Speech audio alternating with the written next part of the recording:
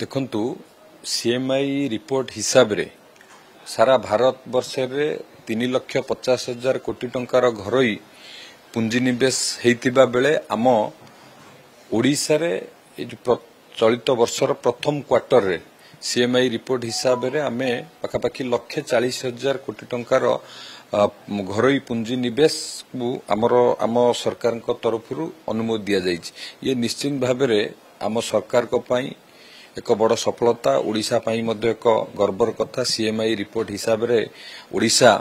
सारा भारत वर्ष रे 1 नंबर रहिबा ये होची आम सरकार माननीय मुख्यमंत्री नेतृत्व रे शिल्प विभाग जो भली भाव रे काम करूची उत्कर्ष ओडिशा कनक्लेव आयोजन करिबा तापरे विभिन्न सेक्टर रो इंडस्ट्री की आकर्षित करिबा बा ओडिशा रे इन्वेस्टमेंट करिबा पई माननीय मुख्यमंत्री नेतृत्व को भरोसा करी पाखापाखि 16,73,000 कोटी टंकार इन्वेस्टमेंट इंटेंट आसीबा एवं परवर्ती समय रे यार सिंगल विंडो क्लियरेंस हो एचएलसी अप्रूव्ड हो आकु सब अप्रूव्ड करे कि अनुमोदन करे कि जो भली भाव में 1,78,000 कोटी टंकार प्रथम वर्ष रे आमे शिलान्यास करिबा बा उद्घाटन करिबारे आम सरकार मध्य सफल होइतिले एवं एबे आपण जो सीएमआई रिपोर्ट कथा कहउचंदी सेथिरे मध्य आमे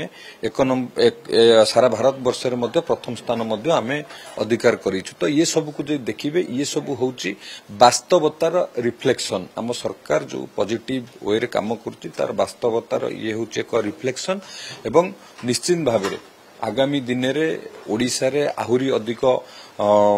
शिल्प गढ़ी उठिबो। विभिन्न सेक्टर रे केमिकल पेट्रोकेमिकल हो हमर रिन्यूएबल एनर्जी हो कि सी बिल्डिंग सी मैन्युफैक्चरिंग हो टेक्सटाइल रे मध्य गोटे भलो इकोसिस्टम ओडिशा रे तयारी परछि एवं एई भली डिफरेंट सेक्टर रो इंडस्ट्री ओडिशा रे आगामी दिन रहबा जाउछि एवं माननीय मुख्यमंत्री जो विजन अछि जो समृद्ध ओडिशा गठन करिबा पई निश्चित भाव रे समृद्ध ओडिशा रे शिल्प क्षेत्र रो अग्रणी भूमिका रहिबो एवं सारा ओडिशावासी युवक मानकर जो आशा आकांक्षा अच्छी ताको पूरा करिबारे शिल्प विभाग निश्चित भाव में सफल होबो। तो डिफरेंट सेक्टर आपण जे देखिबे नाथा काकर प्लांट होची ता द्वारा केमिकल पेट्रोकेमिकल सेक्टर रे गोटे व्यापक संभावना सृष्टि होबो एवं जदि देखिबे ग्रीन एनर्जी ग्रीन अमोनिया कि ग्रीन हाइड्रोजन ये क्षेत्र में मध्य बहुत गुड़े इन्वेस्टमेंट आसीची एवं टेक्सटाइल रे तो आपण मान जानथिबे आमे खोर्धा ठारे पाखापाखि 12टी प्रकल्पर सेठी ग्राउंड ब्रेकिंग करिथिलु एवं डिफरेंट एबे वेदांत को मध्य ढेंकानाल रे मध्य लाख कोटी टंकार इन्वेस्टमेंट करिबा पई मध्य ताकु मध्य अनुमोदन देकी मध्य ता पई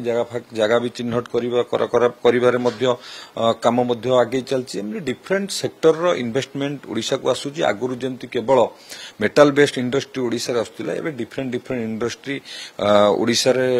प्रतिष्ठा होबा को जाउची एवं निश्चित भाव में माननीय मुख्यमंत्री ऊपर भरोसा करी विभिन्न प्रकार विभिन्न सेक्टर रो इंडस्ट्री तांकर प्रतिनिधि माने भरोसा करिकि एठी ओडिशा रे प्रतिष्ठा करिबा पई मन बळैचंती। आगामी दिन रे निश्चित भाव में ओडिशा शिल्प विभाग रे इंडस्ट्री क्षेत्र में बहुत ग्रोथ आगामी दिन रे करिवो। माननीय प्रधानमंत्री जो